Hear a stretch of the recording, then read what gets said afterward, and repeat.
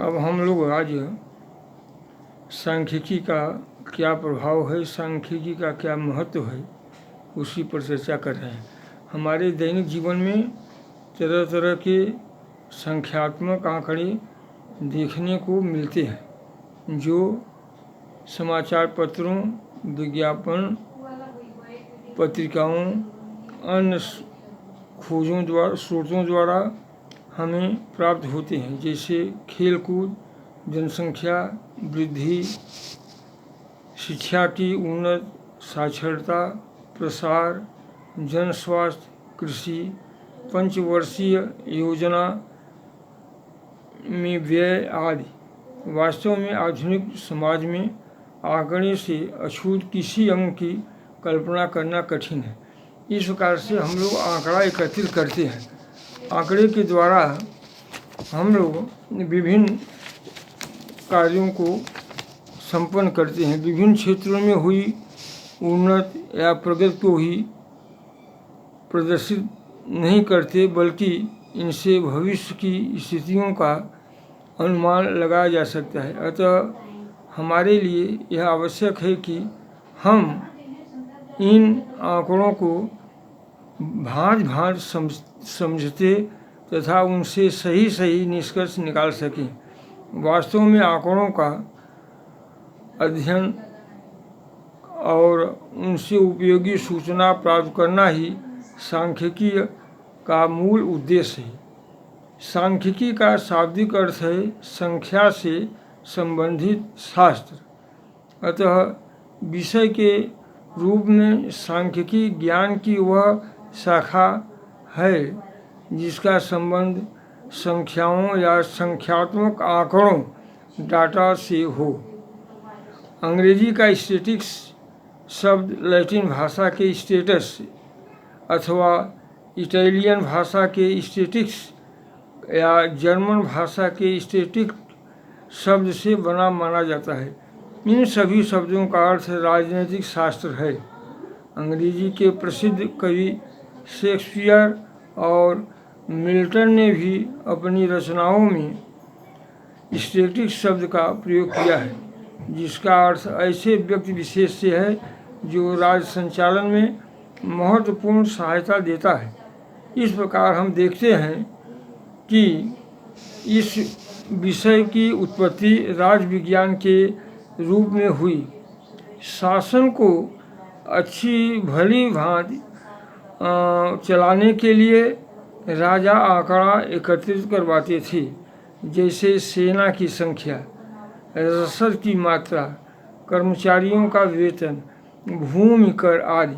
आंकड़ों की सहायता से ही राज्य की आय व्यय का सही अनुमान लगाया जाता था। राजाओं की नीति बहुत अंशों तक आंकड़ों मीन्स डाटा पर ही आधारित रहती थी। इस प्रकार से डाटा आंकड़ा एकत्रित करना नितांत आवश्यक हो जाता है। अतः मूल रूप में सांख्यिकी में राज्य के लिए उपयोगी विभिन्न पक्षों पर संख्यात्मक आंकड़ों का केवल संग्रह होता है।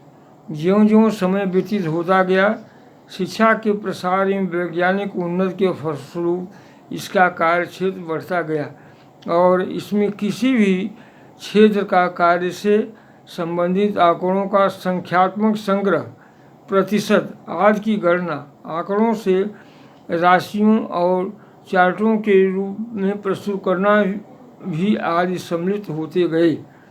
इसमें से हमारे सम्मुख आयात निर्यात, जन्म मृत्यु, मौसम, किसी व्यक्ति की मानसिक योग्यता, जनसंख्या आदि से संबंधित आंकड़े आने लगे।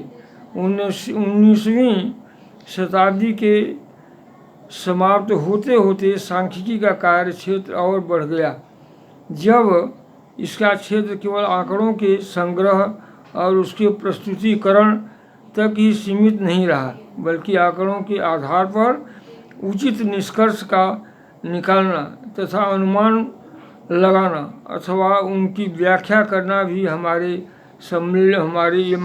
सम्मिलित हो गया। यहाँ पर हम इस बात पर ध्यान देना है कि आंकड़े परिवर्तनशील होते हैं। उदाहरण के लिए देश में वर्ष 1972 में प्रति हेक्टेयर गेहूं की जो औसत उपज थी, वर्ष 1980 में उसमें काफ़ी बढ़ गई। इसी प्रकार पंजाब में प्रति हेक्टेयर गेहूं की औसत उपज और बिहार में प्रति हेक्टेयर की उपज में अंतर होता गया। तात्पर्य यह है कि आंकड़े व्यक्ति, स्थान, समय आदि के कारण बदलते रहते हैं। अतः ज्ञान की एक शाखा के रूप में सांख्यिकी में परिवर्तनशील संख्यात्मक आंकड़ों के संग्रह, प्रस्तुतिकरण होते गए। इस प्रकार से डाटा कलेक्शन होता गया और विभिन्न रूप से उसके कई रूप जो हैं परिवर्तित होते गए। आंकड़ों के द्वारा इसमें निष्कर्ष निकालने का भी कार्य होता रहा। प्राचीन काल में सांख्यिकी का प्रयोग सीमित ही उसका उपयोग करते थे, परंतु मानव सभ्यता के विकास के साथ साथ इनकी उपयोगिता बढ़ती गई और विज्ञान, गणित, अर्थशास्त्र, समाज शास्त्र, शिक्षा शास्त्र, नक्षत्र विज्ञान आदि विषयों में इसका प्रयोग होने लगा। आज तो मानव ज्ञान के प्रत्येक क्षेत्र में इसका प्रयोग होता है। हमारे दैनिक जीवन के ही प्रत्येक क्रिया किसी न किसी रूप में सांख्यिकी से प्रभावित है। वास्तव में सांख्यिकी का क्षेत्र इतना विस्तृत हो गया कि हम जाने अनजाने सांख्यिकी तथ्यों का प्रयोग करते रहते हैं।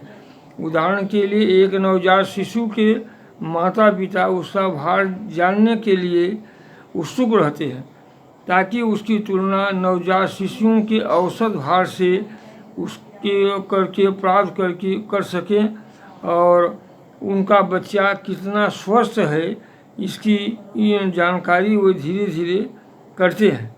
इसी प्रकार जैसे जैसे बच्चा बड़ा होता है, उनके माता पिता सदैव यह जानने के लिए उत्सुक रहते हैं कि क्या उनके बच्चों का विकास एक सामान्य बच्चे की भांति हो रहा है अथवा नहीं।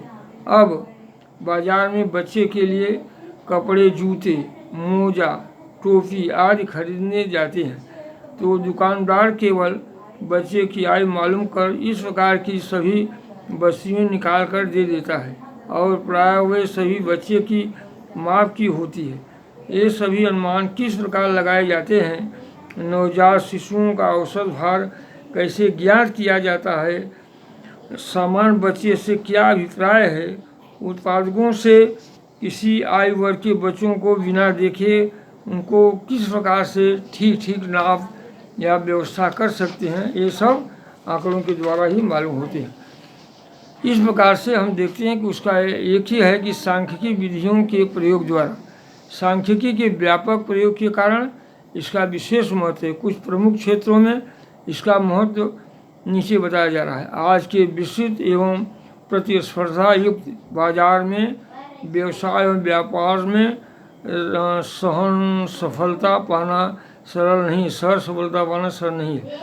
उन्हें व्यापारियों को यह जान लेना आवश्यक है कि उनकी वस्तु की मांग कहाँ और कितनी है, आपूर्ति की क्या दशा है, भविष्य में मूल्य बढ़ने घटने की क्या संभावना है, सरकार की नीति उस वस्तु के बारे में क्या है। ये सभी बातें सांख्यिकी आंकड़ों के आधार पर ही मालूम हो सकती है। यद्यपि सांख्यिकी का सभी विज्ञानों से घनिष्ठ संबंध है, परंतु अर्थशास्त्र क्षेत्र में तो इसका विशेष महत्व है।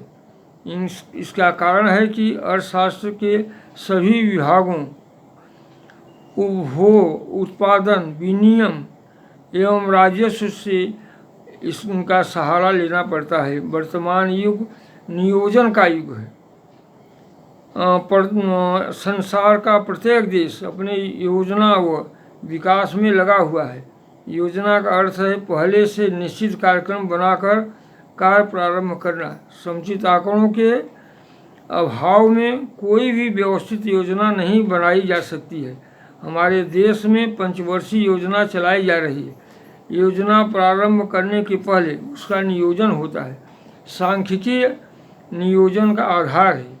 यही नहीं, योजना कहाँ तक सरल हुई है, लक्ष्य कहाँ तक पूरे हुए हैं, प्रगति की गति क्या है, आज प्रश्नों का उत्तर हम लोग इसी के माध्यम से सही दे